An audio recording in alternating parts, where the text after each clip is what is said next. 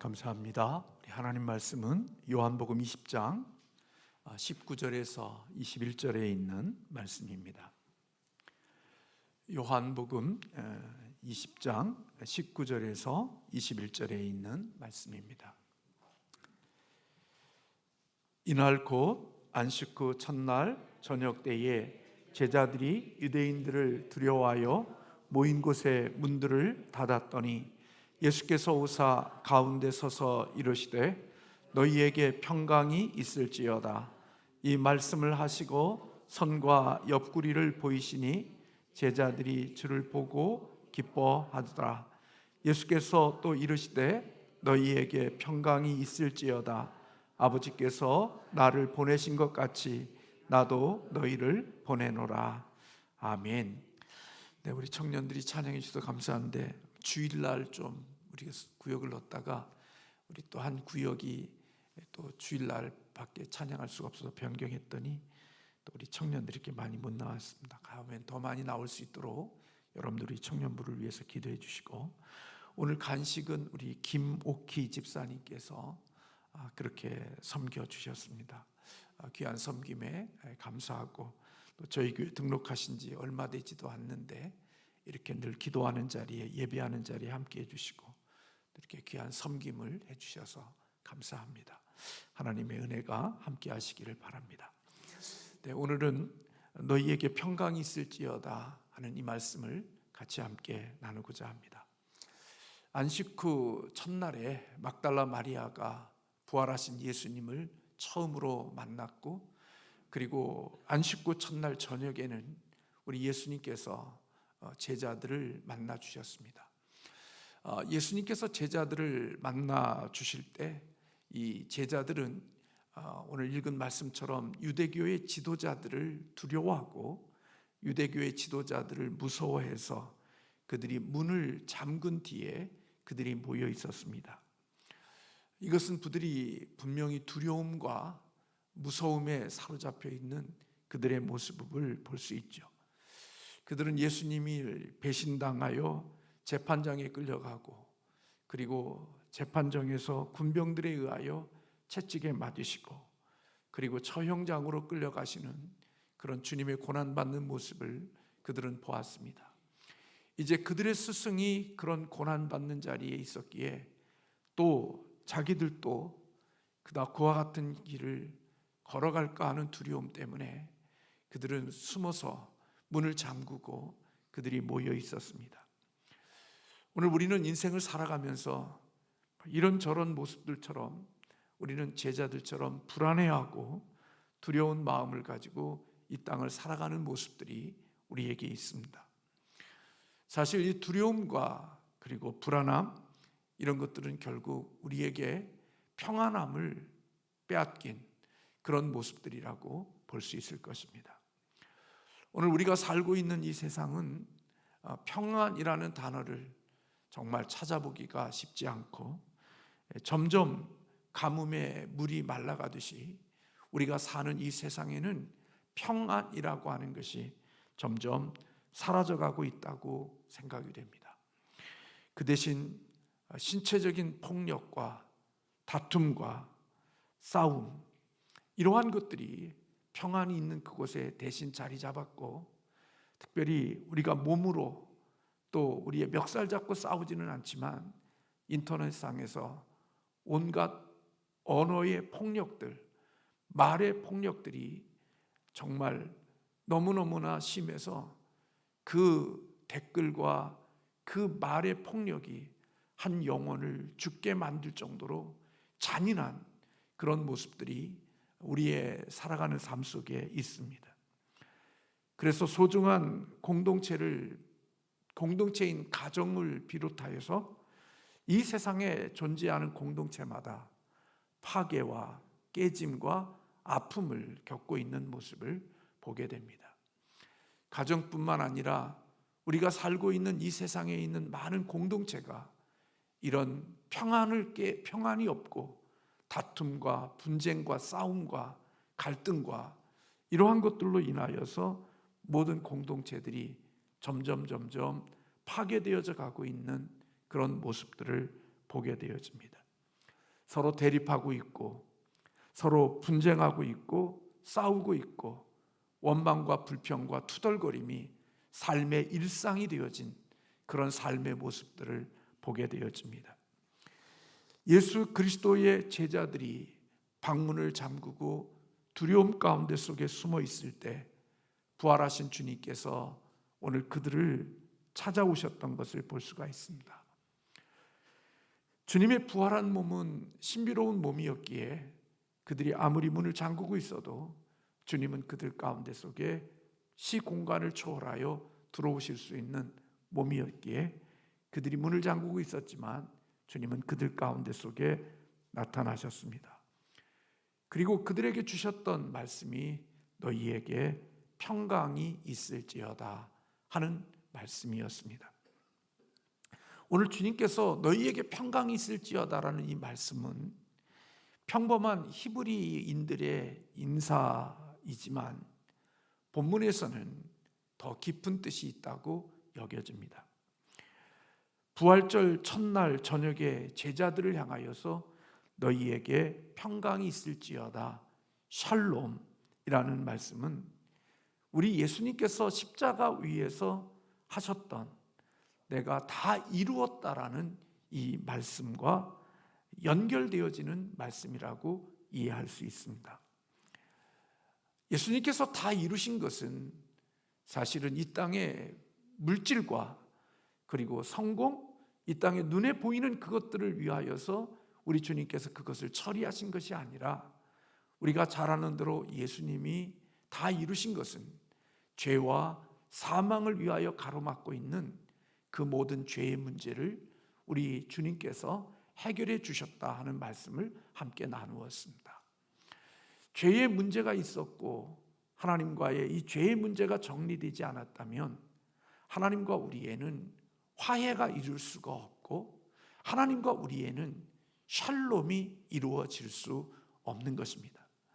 주님이 십자가에서 우리 죄를 대신하여 죽으시고 이 죄의 문제를 해결해 주셔서 하나님과 우리가 원수로 살아갈 수밖에 없는 우리들을 예수 그리스도의 십자가의 사건으로 죄의 문제가 해결되어지므로 하나님과 우리가 평강할 수 있고 화목할 수 있고 평화를 이룰 수 있는 그런 길들을 우리 주님께서 열어놓으셨기에 너희에게 평강이 있을지어다라는 이 말씀은 결국 내가 십자가에서 다 이루었다라는 이 말씀의 연장선상에서 이해할 수 있다, 그렇게 볼 수가 있습니다. 그래서 예수님의 십자가에서 이루신 이 일로 인하여 하나님과 우리가 평강을 얻을 수 있고 평화를 누릴 수가 있고 그렇게 하나님과 우리의 평화가 이루어졌기에 나와 이웃과의 관계 속에서도 하나님이 주시는 그 평화로 평강으로 평강을 찾아가고 만들어갈 수 있는 자들이 될 수 있는 것입니다. 그러면서 주님께서 이 말씀을 하시고 오늘 본문 말씀 20절에 보면 자신의 어떤 부분들을 오늘 그들에게 보여주고 계시는 것을 봅니다. 그리고 20절에 보면 이 말씀을 하시고 손과 옆구리를 보이시니 제자들이 주를 보고 기뻐하더라, 그렇게 말씀하고 있습니다. 왜 너희에게 평강이 있을지어다라고 말씀하신 다음에 왜 주님께서는 그들에게 손과 옆구리를 보이셨을까요? 그것이 예수님의 진정한 십자가에 못 박히신 예수님의 어떤 상흔이 있기 때문에 그들이 예수님을 알아보게 하기 위한 그런 부분들도 있을 거라고 여겨집니다. 그러나 오늘 주님께서 이 일을 이렇게 자기의 상처와 상흔을 보여주시는 이 부분은 결국 하나님과의 평강을 나타내는 증거라고 볼 수 있는 것입니다. 하나님을 향한 인간의 반역이 너무나 컸기 때문에 하나님의 공의와 진노를 돌이키기 위해서 우리 주님께서 우리의 인간에 있는 죄값을 지불되어야 했기에 주님이 자신의 몸으로 그 죄의 대가를 지불한 흔적이 바로 주님의 손에 깊이 못 박힌 못자국과 로마 병사에 의하여 찔려진 옆구리의 창자국이 예수님의 흔적 속에 남아 있었던 것입니다. 주님께서 이 흔적을 제자들에게 보인 것은 봐라 이놈들아, 너희들 때문에 내가 이렇게 못 박히고 내가 너희들의 죄 때문에 내가 이렇게 창에 옆구리에 창자국이 났다. 이놈들아, 그렇게 하시기 위하여서 우리의 죄책감을, 제자들의 죄책감을 불러일으키기 위해서 주님께서 그렇게 보여주신 것이 아니라, 내가 이런 상처를 가지고 무덤에 들어갔지만 내가 이 상처가 나은 모습으로 다시 부활했다는 사실을 그들에게 보여주므로 오늘 그 상처가 하나님과 우리와의 평화를 이루었고, 그러므로 너희들에게 평강이 있을 수 있다는 사실을 오늘 주님께서 말씀해 주고 계시는 것입니다. 예수 그리스도가 십자가에서 입은 그 상처로 우리는 하나님과 화평할 수 있고 하나님과 화목할 수 있는 자들이 되어진 것입니다. 에베소서 2장 14절과 17절에 있는 말씀을 보면, 그는 화평이신지라 둘로 하나를 만드사 원수된 것 곧 중간에 막힌 담을 자기 육체로 허시고 법조문으로 된 계명의 율법을 폐하셨으니 이는 이 둘로 자기 안에서 한 세 사람을 지어 화평하게 하시고 또 십자가로 이 둘을 한 몸으로 하나님과 화목하게 하려 하심이라. 원수된 것을 십자가로 소멸하시고 또 오셔서 먼 데 있는 너희에게 평안을 전하시고 가까운 데에 있는 자들에게 평안을 전하셨으니 라고 기록하고 있는 것을 보게 됩니다.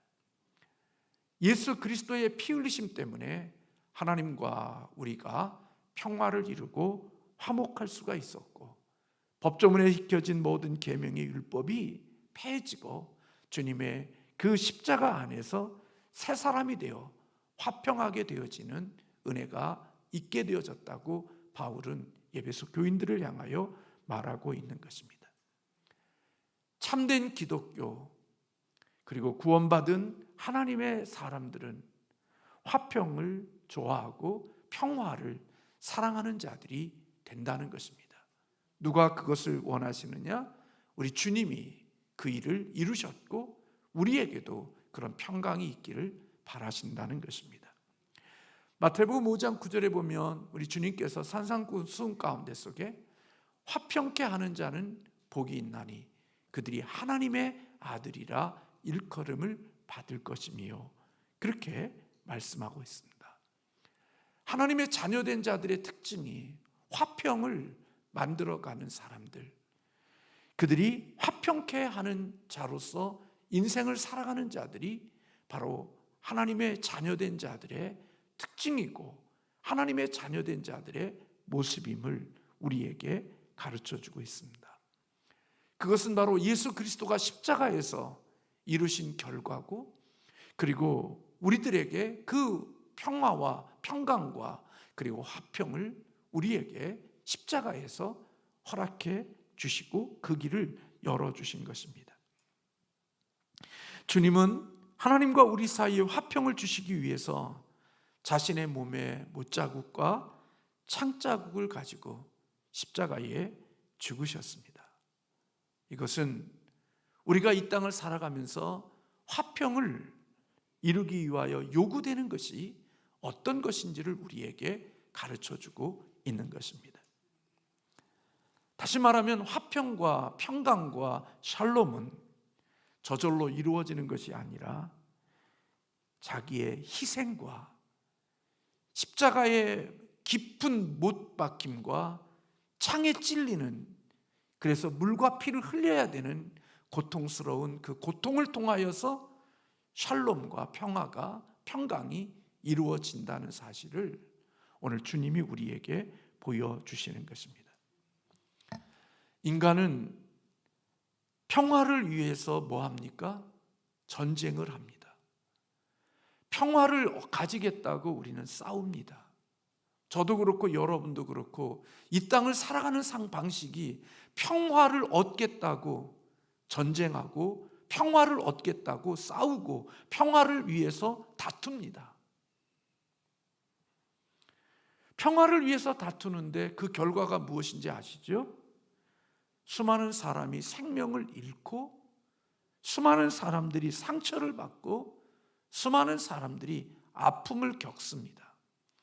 거창하게 평화라는 말을 주장했는데 결국은 그 평화를 얻기 위한 도구와 수단이 싸움이었고 다툼이었고, 그 싸움과 다툼이 결국은 평화를 만드는 게 아니라 평화를 깨트리고, 또 그 평화를 말로는 평화를 이야기하는데 그가 만들어내는 작품은 전쟁과 싸움과 다툼과 그리고 그 속에 어두움이 그 속에 가득 채워지게 하는 일을 행하고 있으면서 그 입으로는 뭘 주장하고 있느냐, 말하고 있느냐? 평화를 말하고 있는 겁니다. 나라와 나라와 국가와 국가가 그렇지 않습니까? 우리는 평화를 지키기 위해서 어쩔 수 없다고 이야기하지만 결국은 그 평화로 이루기 위한 전쟁은 평화가 되어지던가요? 결코 평강과 평화가 그곳에 이루어질 수가 없음을 우리는 잘 압니다. 예수님께서 만드신 평강, 예수님께서 만드신 화평, 그것은 어떤 힘으로 되어진 것이 아니라 주님께서 자신의 손에 못자국을, 자신의 옆구리에 창자국으로 피와 물을 흘리시는 그 방법으로 사실은 평강을 우리에게 주신 것이고 하나님과 우리의 화목을 주신 것입니다. 그래서 주님의 희생 때문에 우리는 하나님과 화목할 수 있었고, 우리 또한 역시 이웃과 화목을 이루는 방법도, 공동체에서 화평을 이루는 방법도 바로 그와 같은 것임을 우리는 볼 수가 있는 것입니다. 아브라함과 조카 롯의 분쟁 속에 일어나는 그런 평화를 만들어가는 방법이 어떤 것인지를 우리는 잘 압니다. 아브라함의 양보가 평화를 만들었습니다. 저와 저의 아내와 저와 저의 자녀들의 있는 갈등 속에 평화가 깨진 것은 양보하지 않기 때문에 그렇습니다.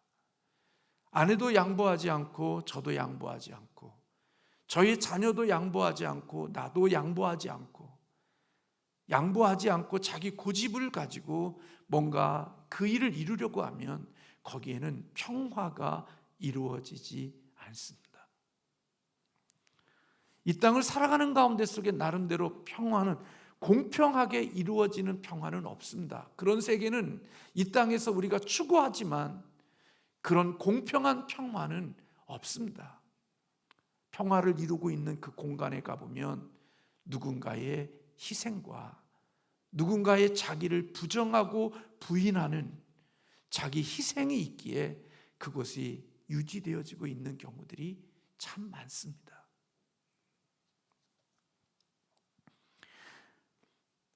다윗과 무비보셋의 평화를 이루어가는 모습을 보십시오. 무비보셋은 다윗이 품을 수 있는 사람이 아닙니다.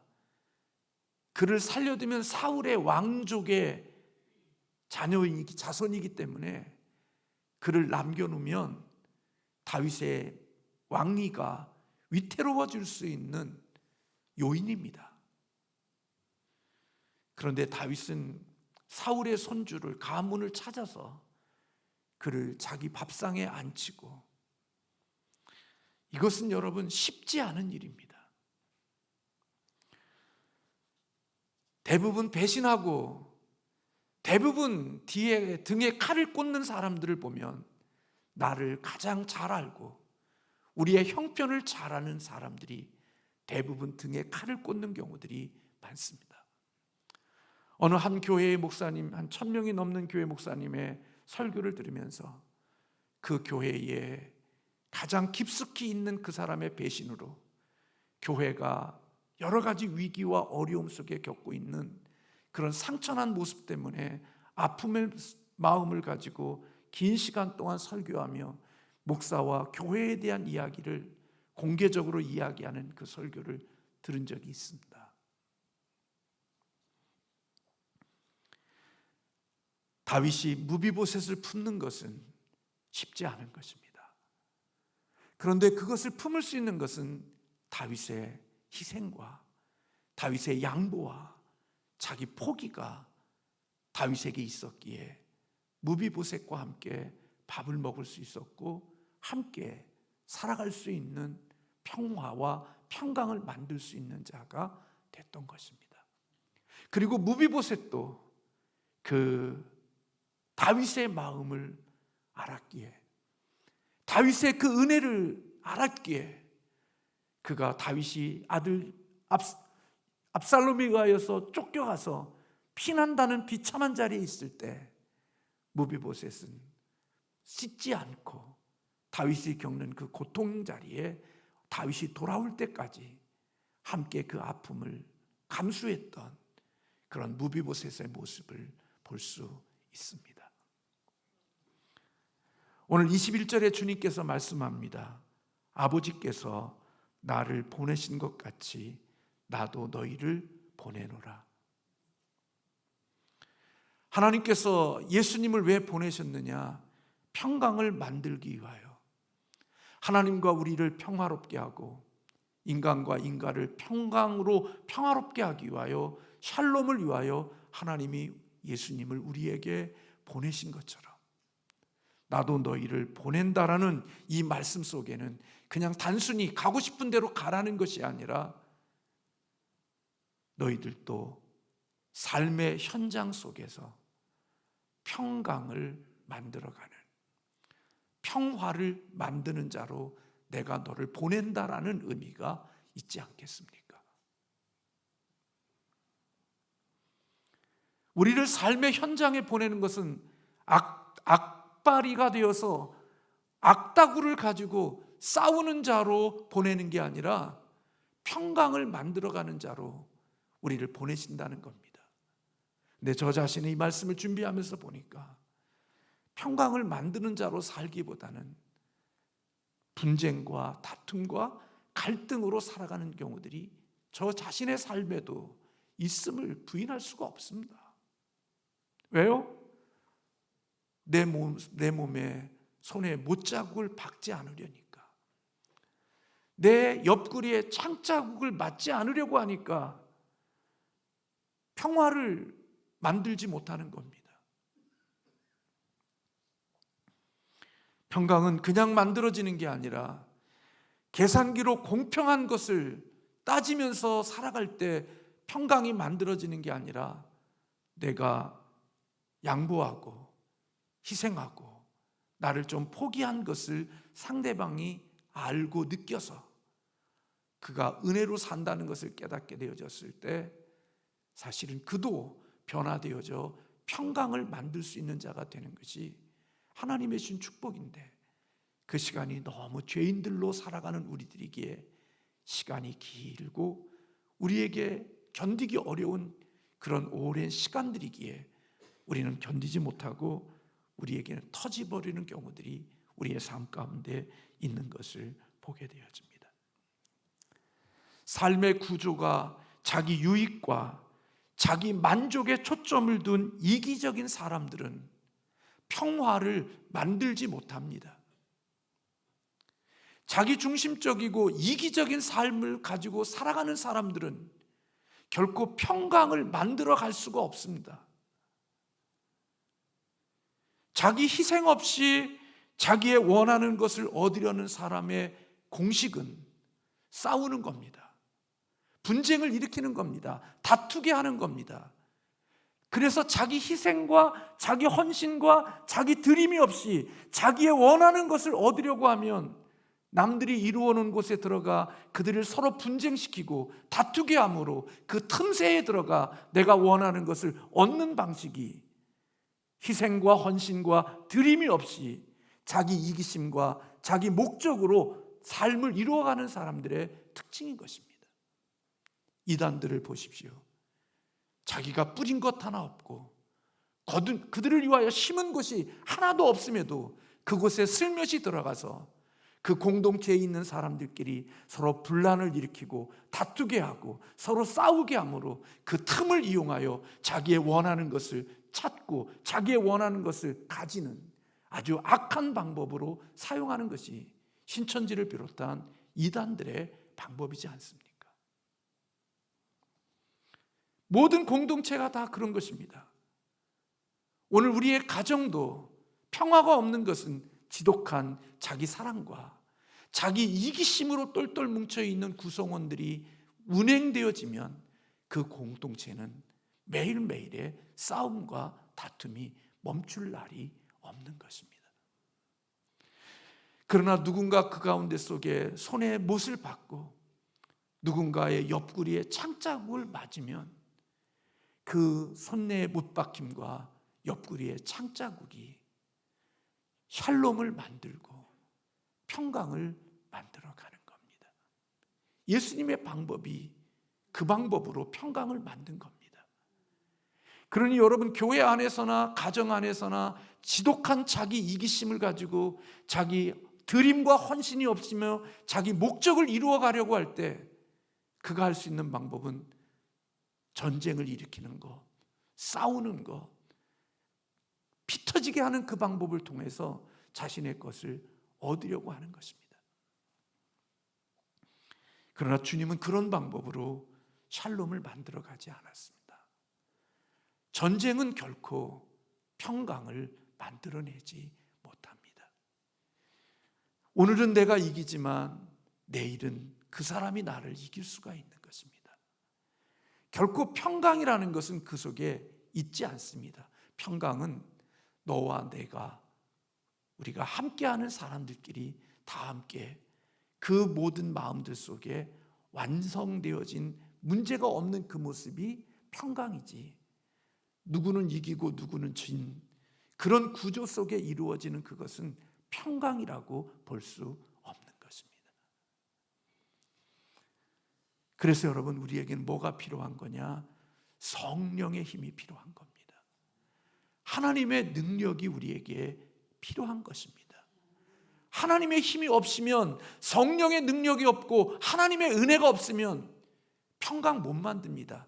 예수 믿는 사람들끼리 모여서도 하는 일이 싸우고 분쟁을 일으키고 다투는 일들로 시작되어지지, 그 속에 평강을 위하여 평강을 찾아가는 일들이 이루어지지 않는 이유가 그 속에 이미 성령의 능력이 역사하지 않고 자기 이기심과 자기의 어떤 목적을 가지고 그 일을 시작하게 되면 그 속에는 하나님의 주시는 샬롬이 그 속에 있지 않기에 머무르고 모이고 함께하는 시간이 길어지면 길어질수록 거기에는 어둠의 영, 사단의 영이 그곳에 역사하여 하나님의 백성의 공동체의 모습을 가지는 게 아니라 오히려 사단의 모습들로 변하는, 귀신과 같은 공동체로 그 모임이 바뀌어지는 일들이 이루어지는 이유는, 그것은 사람의 힘이 아닌 성령의 힘이, 하나님의 생명이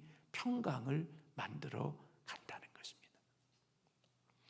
그래서 저나 여러분이나 은혜 떨어지면 싸움꾼이 되는 것입니다.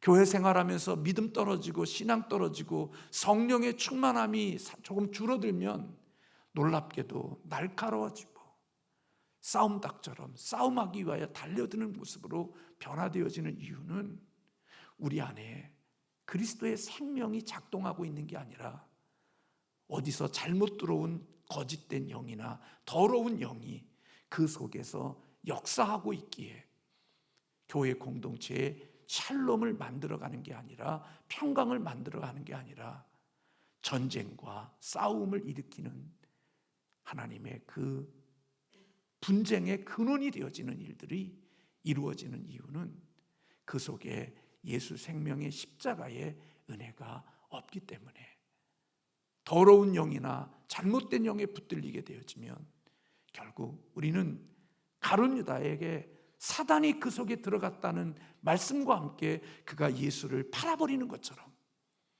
그의 삶이 그런 모습들로 되어지는 것입니다.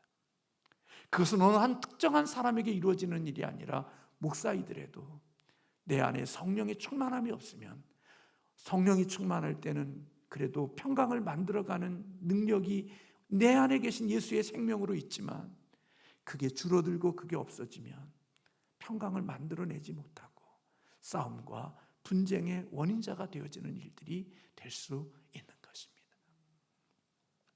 사랑하는 성도 여러분, 하나님께서 저와 여러분을 싸움 따구로 보내지 않았다는 것 기억하시기를 바랍니다. 신앙생활하면서 싸움 닭처럼 달려드는 사람과 깊은 교제를 하지 마십시오. 그 안에 하나님의 영이 역사하고 있지 않습니다. 하나님의 영은 평화를 만들어가고 나누어진 곳에도 화목을 이루려고 하는 그런 모습들로 역사하지, 하나님의 역사하시는 곳에 싸움닭처럼 달려드는 그런 법은 없습니다. 그래서 주님이 우리에게 주시는 게 너희에게 평강이 있을지어다. 주님과 하나님과 우리가 하나가 되어졌고, 또 우리와 우리가 그렇게 할 수 있는 것은 바로 성령 하나님이 아니면, 예수 생명 아니면 그 일을 이루어가지 못하는 것입니다. 하나님의 영이 저와 여러분들에게 역사함으로 늘 평강을 누리고 또 평강을 세워가는 우리 모두가 되기를 주님의 이름으로 소원합니다. 우리에게 마음이 굳어지고 싸움닭처럼 우리에게 독해지려고 하면 우리는 다시 주께로 돌아가 주의 은혜를 구하고 주님의 사랑 속에 녹아지는 저와 여러분 되시기를